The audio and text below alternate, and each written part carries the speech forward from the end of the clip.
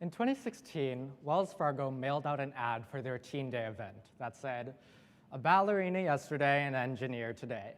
An actor yesterday, a botanist today. Let's get them ready for tomorrow." To this ad, many artists such as Tony Award-winning Cynthia Erivo responded, saying, "Apparently, Wells Fargo doesn't think that an actor or ballerina require any work at all. Shame."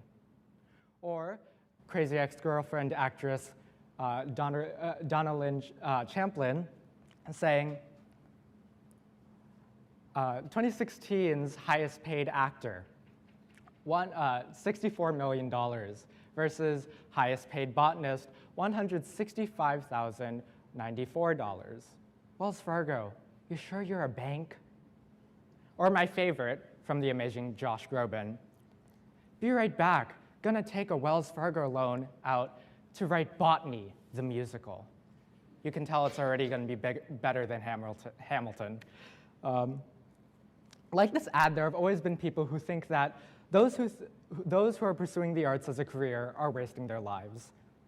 For some parents, it's even a nightmare for their children to express some interest in the arts as a career or even a major in college. So what's wrong with the arts? Why aren't they a viable option for a career? Why don't we hold a ballerina or an actor to the same caliber as a botanist or an engineer? Well, really, I think it's because we never think about the arts as a meaningful world-changing force. We see the arts as entertainment. Movies, music, TV, dance, theater. While we can obviously see the positive impact that doctors, politicians, and lawyers are making on our world, we never realize that artists are making just as large as an impact because it's not right in front of our faces. Art is about ideas. It's about truth. It's an emotional, thought-provoking experience that hopes that you come out of that experience changed. And that change can range from simply teaching you a new life lesson to introducing a whole new idea and perspective about our world and the society that we live in. The change that art makes in our lives is in our thinking and our emotions. It doesn't just entertain, it educates. And it has this limitless creative power fueled by ideas and thoughts that are made to change the world. And this power isn't limited by just the entertainment industry. It can have influence on political spheres and be used for activism and political change. But you know what? This isn't the newest idea in town. With pieces like Pablo Picasso's Guernica and John Lennon's song Imagine, we can see how people have been trying to change the world with art for years. If you go to the Whitney Museum of American Art right now in New York City, you could see a whole exhibit of political and activist art from the 1940s to present day that challenged social ideas of that time. I mean, go to just about any museum and you can find some examples of art that were inspired by social commentary. Similarly, modern music artists today like Beyonce, Kendrick Lamar, Childish Gambino, and Logic are helping to bring ideas like feminism, police brutality, and suicide into the limelight. We've all seen how Beyonce advocates for feminism and women's rights in her music. We've seen Kendrick Lamar performing at the Grammys, exposing how police brutality is through his music. And if you haven't seen Childish Gambino's This Is America music video yet, then you really need to do that before you go home to the rock that you live under. What I love specifically about Logic is his performances and the speeches that he makes after them. At the VMAs, he said, "I'm here to fight for equality because I believe that we are all born equal, but we are not treated equally. And that is why we must fight. We must fight for the equality of every man, woman, and child, regardless of race, religion, color, creed, and sexual orientation." His song, 1-800-273-8255, you know, the one that goes, "I've been on the low, I've been taking my time. I feel like I'm out of my mind. It feel like my life ain't mine. Who can relate? Woo." That song is the number to the National Suicide Prevention Lifeline and has increased calls to NSPL by 33%. That's saving lives through music. And he continues to spark conversation about more things like racism, domestic violence, and mental health through more of his songs on his album, Everybody. Hollywood can also be contributors to things like racial equality and the fight for it in America. With Oscar winners like Coco, Get Out, and Moonlight, we've seen how Hollywood has to be careful now and think about its role in contributing to racial equality, racial diversity, and accurate cultural representation in its works. Aziz Ansari talks about how important it is for people to see themselves represented on film and TV, saying that growing up, he rarely saw any Indians on film or TV except for brief appearances as a cab driver or a convenience store worker, literally servicing white characters who were often more interesting adventures. Even when race is considered for casting, more often than not, it's unfortunately to play a stereotype. But Aziz Ansari fights this not just by being a racial minority actor himself, but also by using his TV show Master of None to include episodes that present more racial diversity and talk about whitewashing on film and TV. Other shows like Empire, Blackish, and Fresh Off the Boat, shout out to all my Asians, are helping to do the same, creating episodes that talk about being a minority, a racial minority in America. But what about a more recent example, something more local, close to us? Well, let me tell you something about tell you about someone very close to me and to my heart. My sister, Ruthie Ofrasio, who's actually here tonight, is an EBHS alum and a recent NYU graduate from the Tisch School of the Arts. And by recent, I mean that her commencement was literally 2 days ago, and I was at her Tisch salute this morning. Yeah. How fitting. Anyway, in January 2017, she became the NYU representative in the Miss Philippines pageant that Rutgers Newark Filipino Student Association had run with about 23 other universities participating in. However, she decided to use that opportunity as a platform to speak her mind about the recent Trump election that happened a few months prior. And so, to a nearly packed Newark Symphony Hall, she used multiple forms of dance and a spoken word piece to preach ideas about being proud of your cultural roots and your race, no matter what kind of oppression you may face in your life. She said that as the second most Asian American group in this country, as their caregivers, nurses, entertainers, and chefs, we Filipinos cannot be silenced.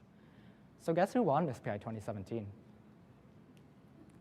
My sister was a trailblazer for future Miss PI contestants to come and saw the influence that she had on these women through their own spoken word pieces and passion-driven performances that were inspired by her in Miss PI 2018, which she judged.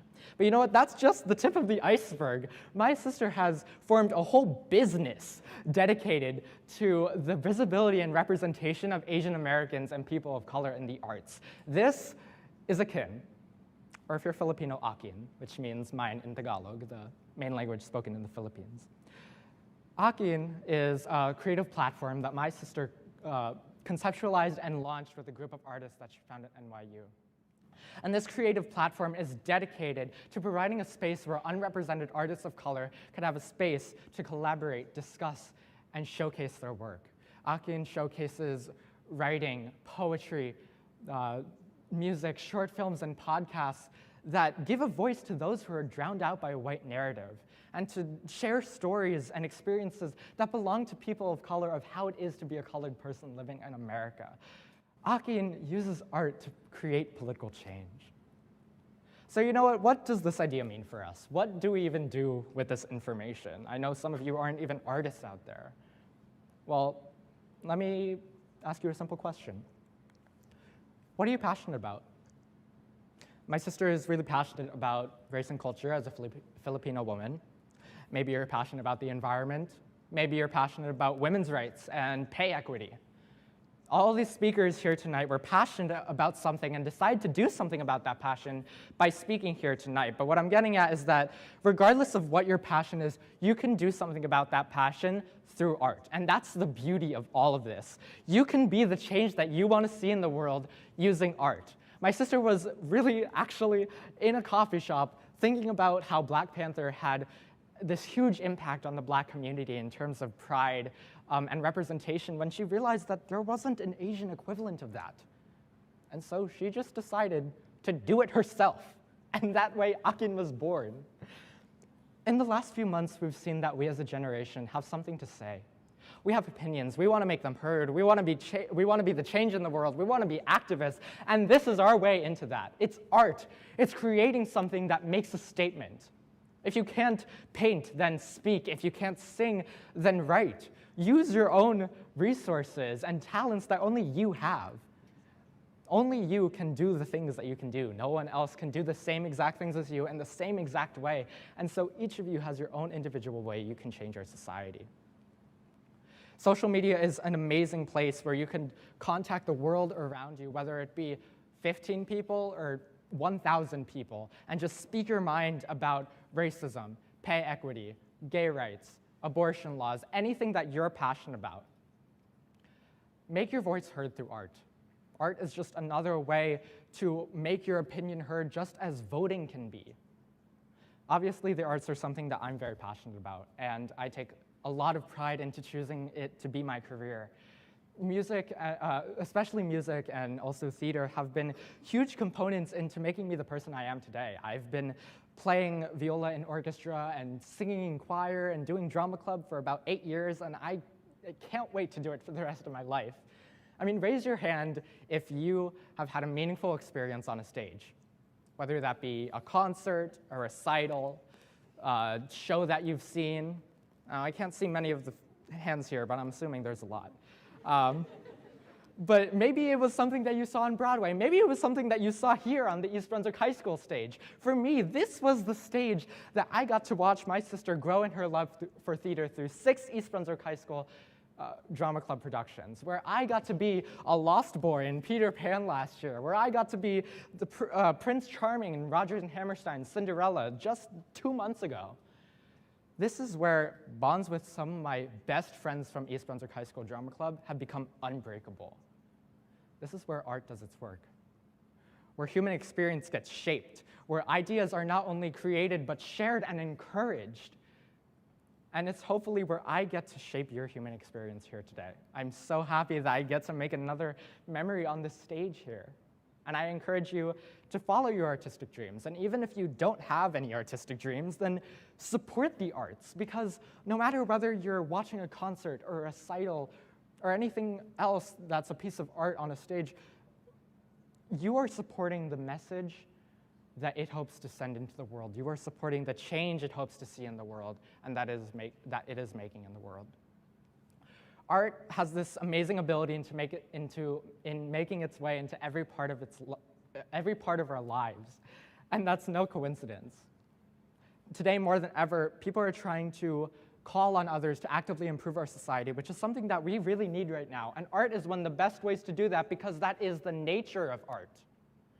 Even doing this talk today, doing the speech, participating in this TEDx event, I am using the art of language and speech and rhetoric to help you understand my point of view and hopefully change your perspective on how you might be able to use art for your own gain and for the world's gain. Ideas worth sharing is what TEDx is all about. It's literally their motto. And so artistry is truly what TEDx is all about. You know, Wells Fargo said, a ballerina yesterday, an engineer today, and an actor yesterday, a botanist today. But no, I say, a ballerina yesterday, a lifesaver today, and an actor yesterday, an inspiration always.